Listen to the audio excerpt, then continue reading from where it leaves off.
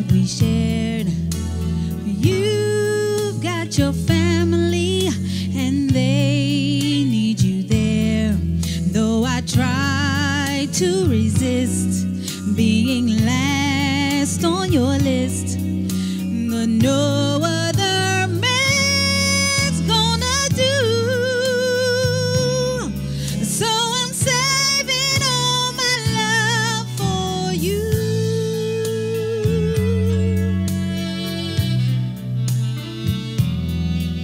It's not very easy living all alone.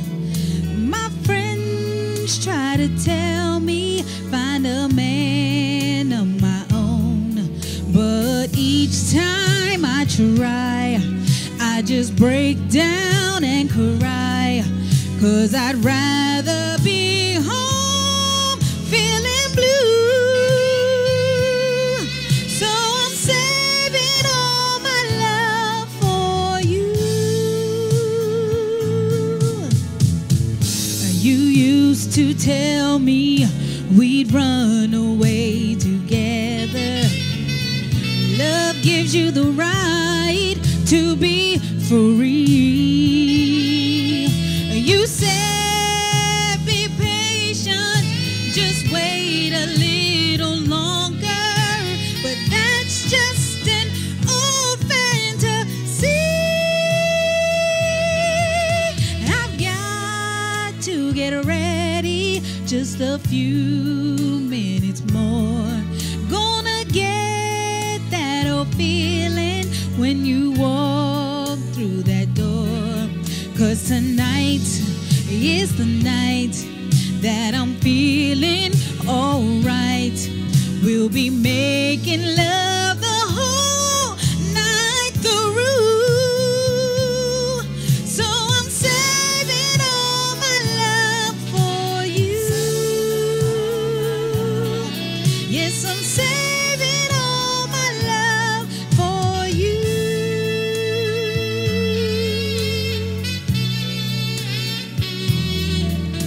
No other woman is gonna love you more, 'cause tonight is the night that I'm feeling alright.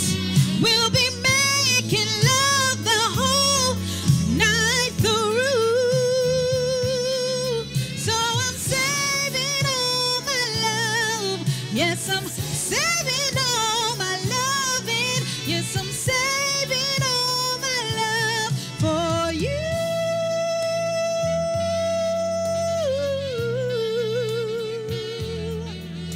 For you.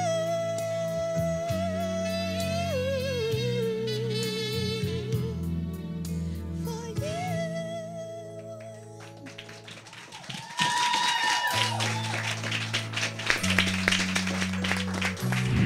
Yes, ladies and gentlemen, welcome back to On the Couch, and I'm your host, Siobhan Clarke. You just heard the sultry sounds of Miss Aisha Trott. She sang Whitney Houston's classic, Saving All My Love for You. Aisha has been singing for 11 years. Well, actually, since she was 11 years old. So my apologies, Aisha. She's been singing for quite some time, and she enjoys it. In addition to her singing career, she's also a photographer and a graphic designer, and she's the secretary for Bermuda's Lowriders Bike Club. So I have here with me now a very, very special guest, Mr. Dustin Edelhertz. I said the name right, yes? Absolutely, yeah. Okay, because you know I get nervous when I see unique names like that. Y'all don't want to mess them up. Yeah. So tell me, the name Edelhertz, where does that come from? It's a German name. German. Yeah, it's more like Edelhertz, like the name, you know, 2 words. It means noble heart in German, so, or brave heart even, you could say. Like, Okay. yeah. And of course, you are an entertainment professional. You're sure. from New York, Yep. born and raised? Yeah. Okay. Welcome to the island. Thank you. Let me yeah. officially welcome you on television, but you're not a stranger to the island, right? No, not at all. Yeah? How often do you visit? I guess I've been back and forth just over the last, I don't know, couple of years, probably about 5 times, maybe 6 times. So Okay, yeah. awesome. And you have experience with Sean Paul. You've worked with Capitol MVP Records and Universal Music Group, Latino.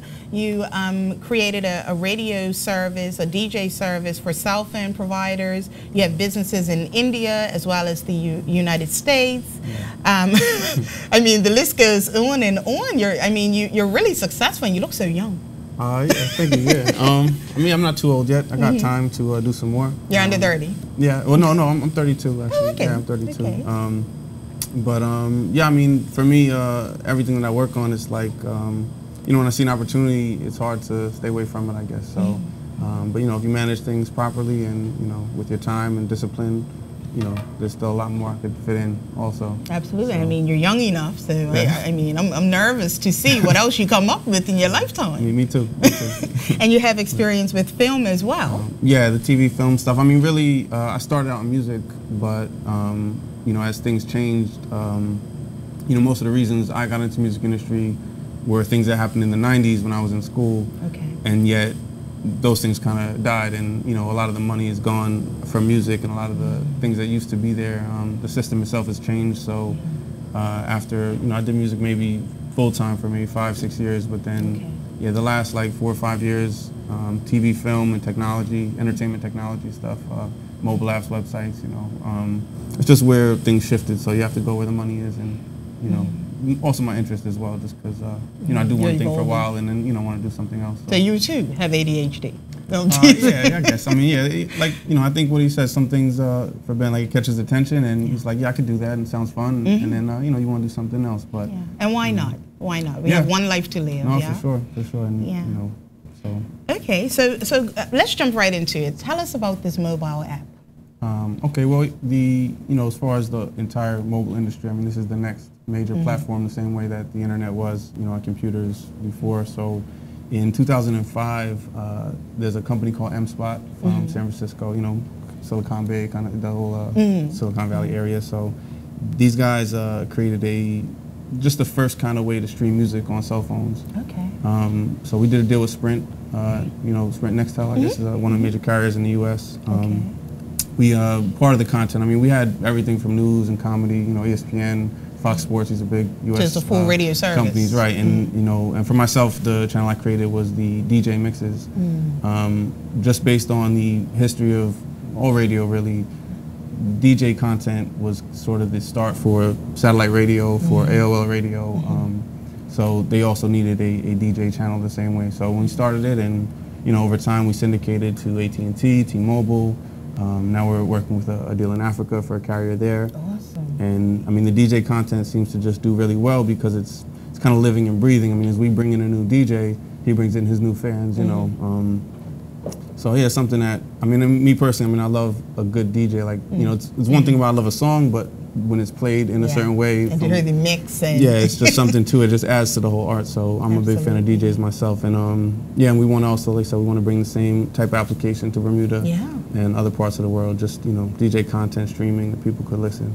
Absolutely, and of course that means that Bermudian DJs, when they are part of what you're doing, their music will be streamed all over the world, including Africa and Japan. And absolutely, all of those we want to syndicate it the same way we've been syndicating the DJs from the U.S. and Europe that we have now. And I mean, now it's a little over 2 million people that tune in pretty much. Okay. So, you know, we hope we can grow. I mean, we're talking about 100 million people potentially in one day, you know? So, no, that's awesome. You've worked on projects in Scandinavia, Latin America, Caribbean, Central Africa, and Japan. Yeah, well, I mean, part of, I mean, generally my role in different companies is through development, and I help a lot of startups, and then sometimes established companies kind of expand into new things that they want to get into. So one of the companies I work with is a booking agency, Frontline Entertainment Agency. Sure.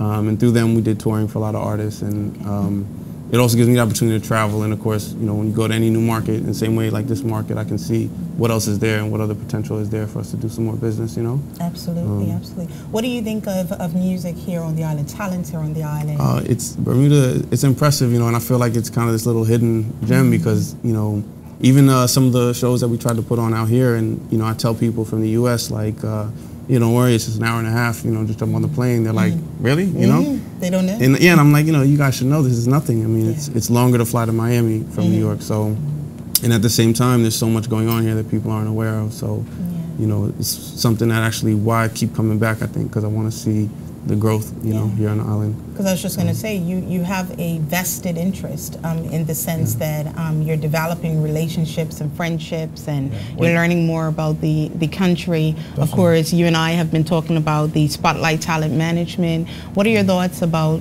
that for the local artists? It's interesting. I mean, I think every time I come and I'm hearing things like Spotlight Talent Management, like you guys, you know, are just one more piece to the puzzle that's been missing, it seems like, because you know, to really create an ecosystem here. I mean, it's good if people can get off the island, go to UK, go to US. That's great, but there can be a local ecosystem here. But it takes even shows like this and the radio stations that are there now, and you know, a management company that could really, you know, things need to be organized. And it's not just about making a good song, because there's a lot of artists out there that make good songs, but you know, if the rest of the pieces aren't there, you can't actually turn it into anything. It could be a hobby, and you know, you can do that on your own all your life, but. Yeah, and some people want that. Some, you know, there are different reasons, different goals and future plans and vision that artists have. Some people are only interested in singing on the side. Some people want to make a profession of it. You've had an opportunity tonight to hear some local talent. I'm not going to ask you what you think of the local talent, but you know. What are your thoughts and advice that you can give locals who are interested in taking the step? They want to make this a lifetime opportunity to, you know, take it beyond Bermuda. What advice do you have for them? I would say, I mean, it's one thing to tell any artist, and actually ties into the way you were kind of raising up the management company, where, you know, kind of sort of reaching certain stages and, you know, set certain benchmarks for you as you grow. The way I look at it, you know, any regular job, you get to work, you get hired, you're there 40 hours a week. Now, if you want a raise, you want a promotion in that job, you gotta do more than 40 hours, you know?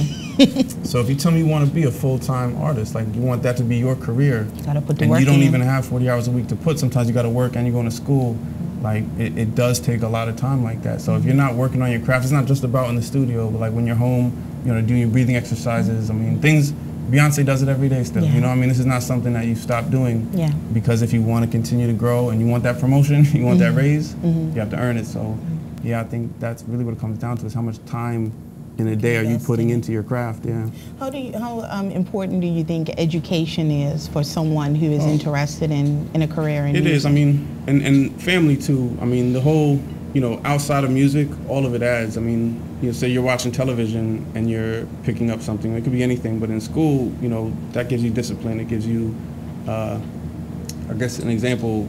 Go back and see Alicia Keys' original interviews when she first came out. She spoke differently. She came from a different place. You know, in a short time, she's proper. You know, she started a charity. She's just a whole different person. But she grew. You know, and that's what it takes. I mean, you do have to grow, and you have to surround yourself with things. Even certain artists, let's say like Sizzla, this guy was racist. Bottom line, I could tell you for a fact. Really? But it was only because his experiences with other races, like at that time as a teenager, he hadn't seen anything yet. But the first time he travels to another country and sees these white people singing his songs, and you know, meets people, he's like, oh, they're different, you know? Yeah, because it would stifle him if he limits his audience, of course. But it just took that time to learn about these other cultures and to meet other people, and so it's important, you know, and I consider education kind of reading about, even if you haven't seen these places or been in places, just read about it and see what other cultures are like, and you know, but all of that adds to your music, and even creatively adds to your music, I think so. Now, I know you've worked with Sean Paul. What other artists have you worked with? Well, Sizzla, Capleton. I mean, as far as the reggae stuff, there was a lot. Like the beginning of my career, I did 5 years with VP Records, so that was, I mean, pretty much ran the marketing there. So from Barris Hammond and Capleton and TOK, Lady Saw, like, you know. Any hip hop artists? R&B? Definitely. We do shows with Fat Joe a lot, Fabulous, Pitbull, Black Eyed Peas. Yeah, wide range of hip hop and pop. I mean, that's also just came with growth, because you know, for myself to be pigeonholed is the only fear I have. You know, I don't ever want someone to say, "Oh, that's the reggae guy," or "That's the guy who does this." You know, like I'd rather them say, "Well, whatever we're doing, he could probably help us." You know, whatever genre within entertainment, even not just music, but you know. Absolutely. And you said you reveal. Now, I didn't tell you to reveal your age on camera, but you say at 32, and I'm 35, and I'm not ashamed of my age neither. So we're both sort of in that same age bracket. So you grew up listening to Whitney as well? No, I mean, actually reggae was really my main interest at that time, and that's what kind of led me to VP. You know, for me, it was, I guess, hip hop, reggae. You know, R&B wasn't. There's a couple songs over the time that stand out, and obviously everybody should know Whitney. I mean, she's one of the greatest voices of our generation. So you do know who she is? Yeah, I mean, I mean, yeah. There's certain things, like there's certain artists in our lifetime feel like you're not going to see it again, and Whitney had this voice that it's extremely rare, to say the least. So, well, we have with us an awesome special guest with us. He hails us from New York. He moved to New York at 10 years of age, and he's done some amazing things in the reggae genre. He has songs such as Drive Me Crazy, Take Away Yourself, Fallen, Strangest Thing, Rain Again. He's been noted by Patti LaBelle, Quincy Jones, and he admits that Whitney Houston actually inspired his music. I'd like to introduce to everyone Mr. Easy.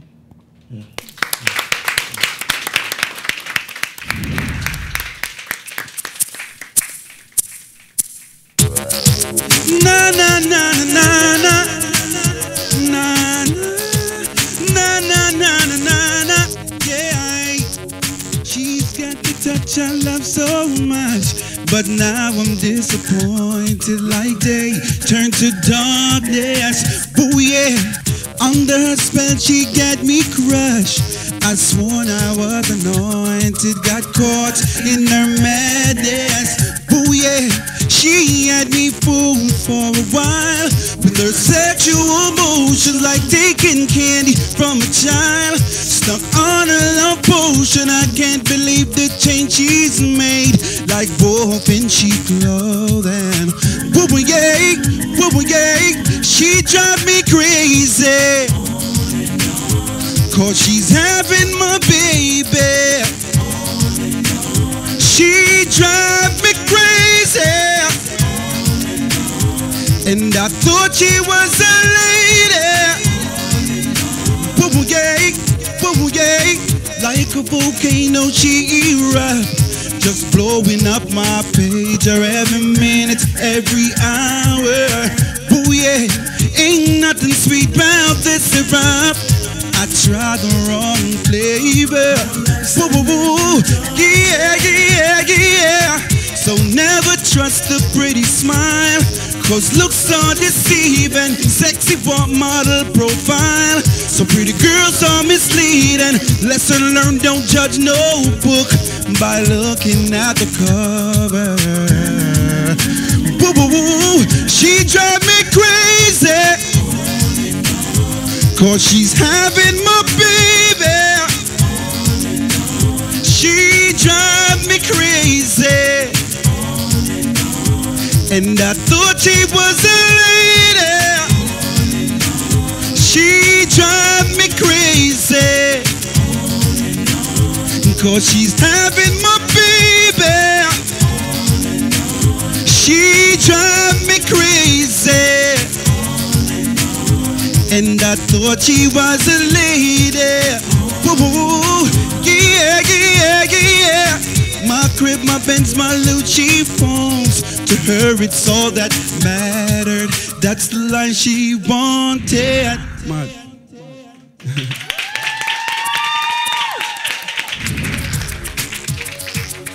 ladies and gentlemen, we have had an amazing evening. It has been Bermuda's tribute to Whitney Houston. I have with me again Mr. Dustin Edelhertz, and I just have one last question to ask you, sir. What can Bermuda expect from you in the future? Again, you have that vested interest. You're passionate about the island. Well, we definitely want to bring some more high-level concerts here. Okay. At the same time, I'd like to team up with people like yourself, your management company, and bring some workshops to the island. Bring some executives, people that I work with in the States. Absolutely. And not just for music, but for film, for writing. All creative outlets that we can maybe help kind of build things here from there. Sure. So I mean, do some of these workshops. At the same time, you know, I noticed this Stop the Violence, Stop the Crime campaign. You know, yeah, I mean, I want to get some more involved with them as well. You know, I hear they're working on a few things with music as well. Yes. But you know, just as, on an overall scale, it seemed like really I don't know. Yeah, these are just interesting things going on here that I feel like are going to grow and be a lot bigger. You know.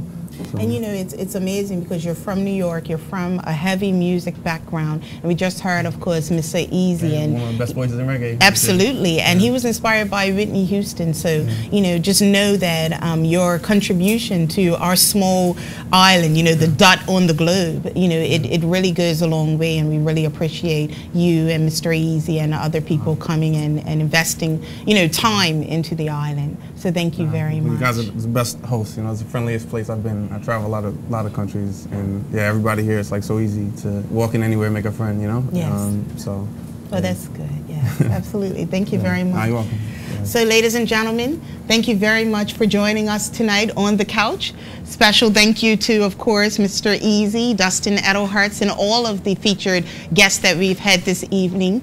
And stay tuned for part 2 of Bermuda's tribute to Whitney Houston next week. Have a good evening.